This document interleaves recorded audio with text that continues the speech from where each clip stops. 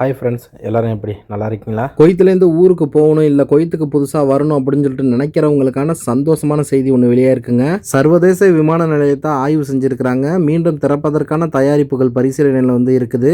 Online check in இனிமேல் கட்டாயம்னு வந்து சொல்லியிருக்கிறாங்க ஜசீரா ஏர்வேஸில். அந்த தகவலை பார்க்க போகிறோம். குவைத்தில் பள்ளிக்கூடங்கள் திறக்கப்படுமா அந்த தகவல் மற்றும் பணிப்பெண் ஒருவர் மரணமடைந்த சோகமான சம்பவம், கடைசியாக ஒட்டக பண்ணையில் கொள்ளை முயற்சி, இப்படி பல முக்கியமான தகவல்கள் இந்த வீடியோக்குள்ள இருக்குது. அதனால இதை பார்க்கக்கூடிய வியூவர்ஸ், நீங்க பார்க்கறது மட்டும் இல்லாம நம்மளோட ஃப்ரெண்ட்ஸ் அண்ட் ஃபேமிலிக்கும் வீடியோவை ஷேர் செஞ்சு விட்டுட்டு முக்கியமான தகவல்களை உங்க கிட்ட கொண்டு வந்து சேர்க்கிற என்னைய சப்ஸ்கிரைப் பண்ண மறந்துடாதீங்க. இப்ப வாங்க குவைத்தோட மிக முக்கியமான நியூஸை பார்த்தலாம். நான் உங்கள் ஏகே தமிழா 360. இப்ப முதல் தகவலை பார்த்தீங்கன்னா, குவைத்தோட கல்வி அமைச்சர் மாணவர்களுடைய பாதுகாப்புல எந்த ஒரு நிலையிலும் சமரசம் செய்ய முடியாதுன்னு, மாணவர்களோட பாதுகாப்பு முதன்மையாக கொண்டு கல்வி தொடர்ச்சியை உறுதி செய்ய அமைச்சகம் திட்டமிட்ட முறையில செயல்பட்டு வருவதாகவும் தெரிவிச்சிருக்கிறாங்க. இதனால நிலைமை சீராகிற வரைக்கும் நேரடியான வகுப்புகள் தற்காலிகமாக நிறுத்தப்பட்டுள்ள நிலையில் ஆன்லைன் கல்வி முறை தொடரும்னோ அதனை அமைச்சரவையுடன் இணைந்து தொடர்ந்து மதிப்பாய்வு செய்து வருவதாகவும் சொல்லியிருக்கிறாங்க.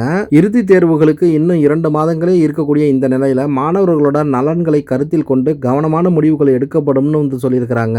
மேலும் இதற்காக டிஜிட்டல் வசதிகள் மேம்படுத்தப்பட்டுள்ளதுடன் தொழில்நுட்ப ஆதரவும் வழங்கப்பட்டு வருவதாகவும், இந்த காலத்தில் பெற்றோர்கள் தங்களோட குழந்தைகளை ஊக்குவித்து ஆதரிக்க வேண்டும் என்றும் கூறப்பட்டுள்ளது. இதுல என்னன்னு பாத்தீங்கன்னா, இந்த வீட்டில் வேலை பார்க்குறாங்கல்ல அவங்களுக்கு தான் கஷ்டம். இதனால ஏன்னு கேட்டீங்கன்னா, ஸ்கூலு இருந்தாலும் காலையிலேயே நேரத்தோட எந்திரிக்கிற மாதிரி போயிடும். ஸ்கூலு இல்லைனாலும் கண்ணாமண்ணான்னு வேலையை கொடுக்க ஆரம்பிச்சிருவாங்க. ஏன்னு கேட்டீங்கன்னா, நானும் வீட்டில் தான் வேலை பார்த்துட்டு இருக்கேன். உங்களுக்கு எது மாதிரியான வேலைகளை கொடுத்துருக்காங்க அப்படிங்கிறத கமெண்ட் பாக்ஸில் மறக்காம தெரியப்படுத்தி விடுங்க. இப்போ வாங்க அடுத்த தகவலை பார்க்கலாம். குவைத்தில் கடந்த 5 ஆண்டுகளாக வீட்டு பணிப்பெண்ணாக பணியாற்றிய கொல்லம் மாவட்டத்தைச் சேர்ந்த ரேவதி என்ற பெண் மாரடைப்பால் மரணம் அடைந்திருக்கிறாங்க. இவங்களுக்கு பார்த்தீங்கன்னா வயசு 34 தான் ஆகுது. இவங்களுக்கு பார்த்தீங்கன்னா 2 குழந்தைகள் இருக்கிறாங்க. பாவம் கஷ்டப்பட்டு வேலை பார்த்து எப்படியாச்சும் சம்பாரிச்சிட்டு போயிடணும் அப்படின்னு பார்த்துருக்காங்க. ஆனா இந்த மாரடைப்பு யாரங்க விட்டு வைக்குது? சிறிய வயதுல இருக்கக்கூடியவங்களுக்கு கூட இப்ப மாரடைப்பு அசால்ட்டா வர ஆரம்பிச்சிருச்சு. காசு பணத்துக்காண்டி ஓடி ஓடி உழைக்கிறோம். அதுல கொஞ்ச நேரத்துக்கு நம்மளோட உடலையே கவனிச்சு பார்த்துக்கணுங்க. ஃப்ரீ டைம் கிடைக்கும் போது உங்களால முடிஞ்ச அளவுக்கு நடந்து பாருங்க. லைட்டான ஃபுட் எடுத்துக்கங்க. மோஸ்ட்லி உங்களோட உடம்பு ஹெல்த்தா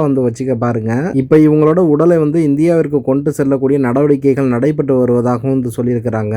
அடுத்த தகவலை பார்த்தீங்கன்னா, விமான நிலையத்தில் ஏற்படும் தாமதங்களை தவிர்க்கவும் சீரான மற்றும் சுலபமான பயண அனுபவத்தை உறுதி செய்வதற்காக ஜசீரா ஏர்வேஸ்ல பயணம் செய்யக்கூடிய பயணிகள் விமான நிறுவனத்தோட இணையதளம் அல்லது மொபைல் செயலி மூலம் முன்கூட்டியே செக்இன் செய்ய வேண்டும் என்று அறிவுறுத்தப்பட்டுள்ளது. அதனால நீங்க முன்கூட்டியே நீங்க ஆன்லைன்ல செக்இன் பண்ணிடுங்க. ஜசீரா ஏர்வேஸ்ல ஒருவேளை நீங்க பயணம் செய்ய போறீங்கன்னா, ஒருவேளை நீங்க ஆன்லைன் செக்கிங் பண்றதுக்கு மறந்துட்டீங்க, இல்ல அதை பண்ணாமே நீங்க பயணத்தை மேற்கொள்ள போறீங்கன்னா தேவையில்லாம சிரமத்தை சந்திக்க நேரிடும்னோ, இதனால சில சமயங்கள்ல விமானத்துல ஏற அனுமதி மறுக்கப்படவும் வாய்ப்பு இருப்பதாக சொல்லியிருக்கிறாங்க.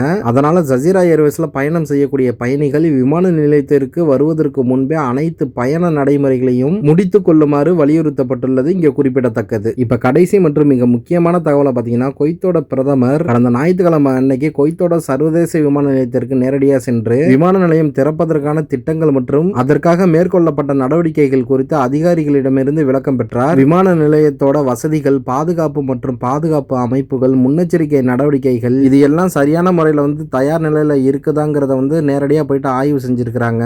அது மட்டும் இல்லாமல் புறப்பாடு மற்றும் வருகை மண்டலங்கள், சுங்க சோதனை மையங்கள், பயணச்சுமை கையாளும் அமைப்புகள், செயல்பாட்டு மற்றும் தொழில்நுட்ப ஆதரவு அமைப்புகள், ஓடுதளங்கள் மற்றும் தரை சேவைகள் ஆகிய முக்கிய பகுதிகளையும் நேரில் பார்வையிட்டார். விமான நிலையம் மீண்டும் செயல்பட தயாராக இருப்பதை உறுதி செய்ய சம்பந்தப்பட்ட அனைத்து துறைகளும் முழுமையாக ஒருங்கிணைப்புடன் செயல்பட வேண்டும் எனவும் பிரதமர் வலியுறுத்தியுள்ளது குறிப்பிடத்தக்கது. ஏதோ சொல்ற நியூஸ் மிஸ்டேக் ஆகிடக்கூடாது, தவறான தகவல் நம்ம சொல்லிடக்கூடாதுன்னு நானே பார்த்து தான் சொல்லிட்டு இருக்கிறேன். அதனால லீவுக்கு ஊருக்கு போகணும், இல்லை இங்கே குவைத்துக்கு நீங்க வரணும் அப்படின்னு சொல்லிட்டு வெயிட் பண்ணிட்டு இருக்கக்கூடிய நம்ம ஆளுங்க விரைவில் இன்ஷால்லா ஏர்போர்ட் திறக்கிறதுக்கு வாய்ப்பு இருக்கு. கொஞ்ச நாளைக்கு வெயிட் பண்ணுங்க. நல்ல செய்தி வரணும்னு சொல்லிட்டு நம்புவோம். மேலும் இது போன்ற தகவல்களை நீங்கள் உடனுக்குடன் தெரிந்து கொள்ள நம்மளை ஃபாலோ பண்ண மறந்துடாதீங்க. See you நண்பா.